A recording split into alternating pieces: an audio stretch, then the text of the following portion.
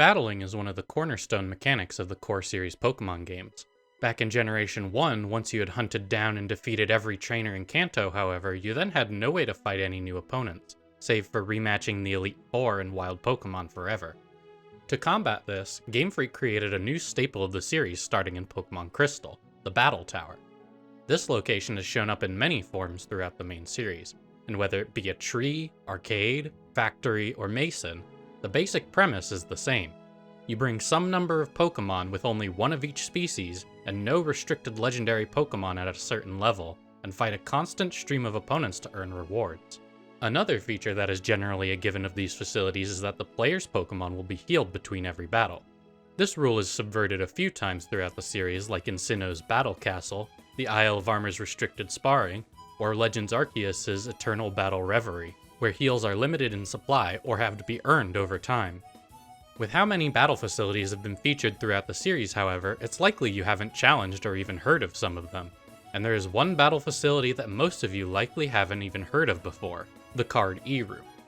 If you've played Pokémon Colosseum and were very thorough about all the side content you can do in that game, you've likely challenged Phenac Colosseum at some point, which has two entrances on the left and right side of the registration counter. But if you are playing the Japanese version of Colosseum, the left entrance leads to this small room known as the Card E Room. This room exists in the files of the US release of Colosseum and is almost fully translated, so it was likely scrapped very late in development when the e-reader undersold in the United States. The PAL release of Colosseum, a region that never got the e-reader whatsoever, has this room completely removed. This room's entire purpose is to connect to the Nintendo e-reader and scan in the Pokémon Double Battle E-card series. The main mode in this room is known as Panel Battle. This mode comes in 3 difficulty levels, and you can scan in 5 cards of each color, red, blue, yellow, and green, to fill in a panel of 20 trainers, with a secret 6th boss trainer after you've beaten all 5 of one color. If you lose to a trainer, you have to scan them back in and try again, and if you lose to a boss, you also have to beat the 5th trainer of that color again to get a rematch. The 4 stadium cards in this set can also be used to battle these trainers in any of the game's major Colosseums other than Phenax.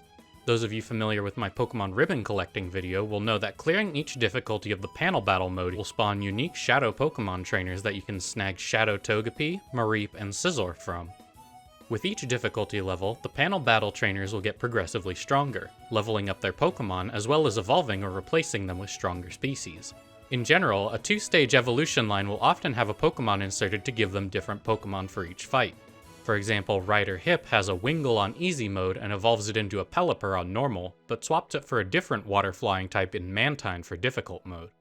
A 3-stage Pokemon like Hunter Bit's Aeron fits in much cleaner, having an Aeron on Easy, a Lairon on Normal, and an Aggron on Difficult. The keen-eyed among you may notice that Hunter Bit is not one of the 4 colors I mentioned earlier, and instead uses a pink frame. This card, and one other, Team Snag'em Gaku, were promotional cards that have their own individual panel with their own boss trainer on Difficult. A fun detail on each of these trainer cards in this set is that the backs all feature a unique scene taken from an in-game battle with that trainer, except for these 2, which show a Steelix and a Tropius, neither of which feature on the card's team on any difficulty.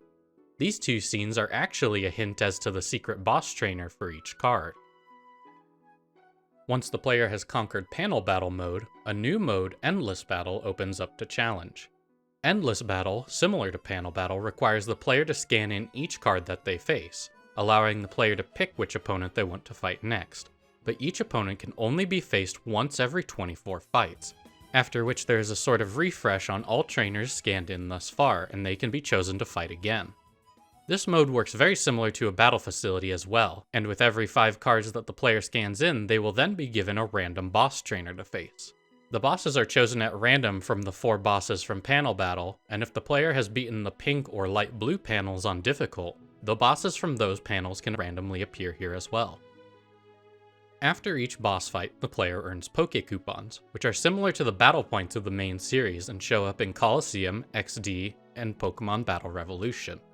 Poke Coupons are often in short supply in the games that they appear in, and this mode is actually one of the most efficient ways to earn them, with the player earning increasing amounts, eventually earning a whopping 9,600 coupons at Battle 30, dwarfing the payout of around 7,000 coupons for beating Mount Battle's 100 battle challenge. After which, the game will refuse to pay out any more coupons until the player has lost their streak. The biggest departure that Endless Battle has from any battle facility we've ever seen in the mainline series is a wild one.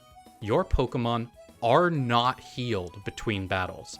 This is likely why the game has such a massive payout for relatively small amounts of battles. Your Pokémon won't recover HP, power points, or heal off their status conditions like paralysis or poison unless they can do so in battle. And eventually, your Pokémon will fall. With that being said, you might be wondering how I managed to build this streak of 73 wins. Well, let me walk you through the team breakdown.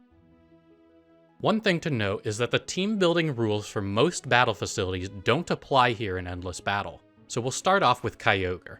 Anyone who has played any format where restricted legendary Pokemon are legal knows this one. For our item, because we're never healing between battles, leftovers will provide us with a steady recovery over time. Kyogre's Drizzle ability sets up an endless downpour in Generation 3, so unless our opponent carries another weather-setting Pokemon, we have a free double same-type attack bonus on all of our water-type moves. Speaking of, Kyogre gets access to Water Spout, a monstrous spread attack that scales with our remaining HP, and has a gargantuan 150 base power at full health.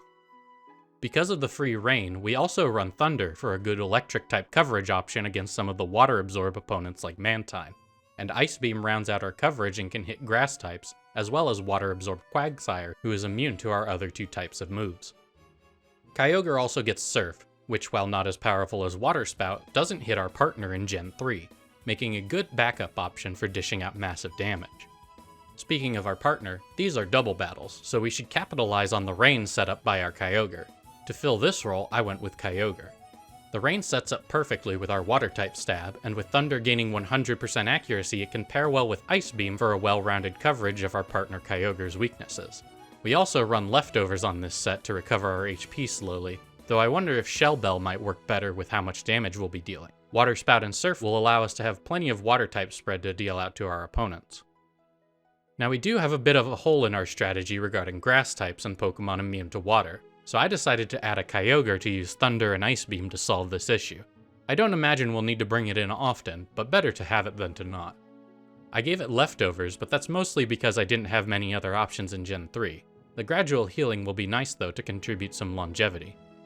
Now for the rest of the team I was torn on what to include, so I decided to make a second core that we could fall back on as the first core went down.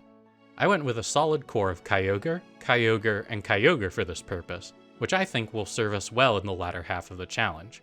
With our team all drafted up, I used RNG manipulation in Pokemon Sapphire in order to catch a shiny Kyogre with ideal IVs, and then sent it to Pokemon Emerald for cloning with the Battle Tower glitch. After sending them back to Sapphire and giving them some nicknames, I managed to clear 73 battles before the one thing that could possibly stop this team happened. A card read error. Frustratingly, if there's any error in scanning the card, your streak ends. Optimal though this team may be, it's no match for the power of the e-reader. While Endless Battle may not be some mind-blowing new way to play Pokemon, it is interesting to explore this battle mode that has never returned since, and is nestled away in a single post-game room in a single spin-off title. It's fun to theory craft in this unique environment, and maybe one day I'll work out some more optimal set than just 6 Kyogres, and then we'll see how far this Endless Battle truly can go. But until then, thanks for team building with me, and thanks for watching.